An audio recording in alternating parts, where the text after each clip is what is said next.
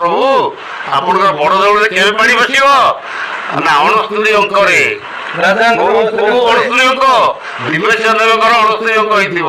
ବର୍ତ୍ତମାନ ଦିବେଶଙ୍କର 68 ଅଙ୍କ ଚାଲିଛି ଆଜ୍ଞା। ଆଉ ଗୋଟିଏ ବର୍ଷ ଅଣସ୍ତୁରୀ ଅଙ୍କ ବାକି ଅଛି। ମିନସନି ଭିତରେ ମିନସନି 2.5 ବର୍ଷ ସମସ୍ତ କନ୍ଦିକି ଛାଡ଼ିଦେବ ଆଜ୍ଞା। ମହାବିତ୍ତ ମହାବିତ୍ରଟା ହବ ମିନସନି ପଡ଼ିଲେ ଆଉ ମାନେ ବଞ୍ଚିଗଲେ ବଡ଼ କଥା। ଆଜ୍ଞା। ଏସବୁ ଆପଣ ଡରିବା ପାଇଁ କହୁନାହାନ୍ତି ତ?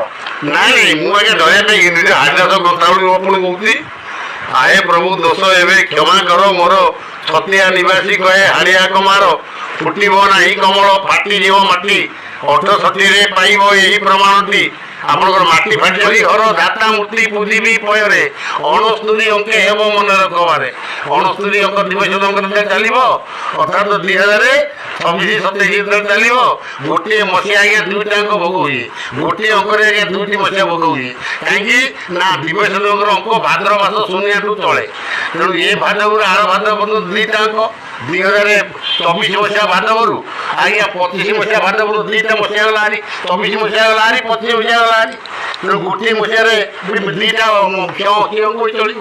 ତେଣୁ ଅଙ୍କର ଠାର ଯେ ନ ବୁଝିବ ପଞ୍ଚସଖା ଠାରୁ କହିବା ପାଇଁକି ଏଥୁ ଭଳି କେହି ନାହିଁ। ଛନ୍ଦି ବାନ୍ଧି କରି ଯେତେ କହିଲେ ତା ପେଟ ପୋଷି ହୋଇ। ସମସ୍ତେ ଆଜ୍ଞା ମାଳିକାର ଅଙ୍କ ଠାର ହାଡ଼ିଆର ଗାର ଆଜ୍ଞା ବୁଝିବାଟା ବହୁତ କଷ୍ଟ। ତେଣୁ ଆପଣମାନଙ୍କୁ ସତର୍କ କରି ଦିଆଗଲା।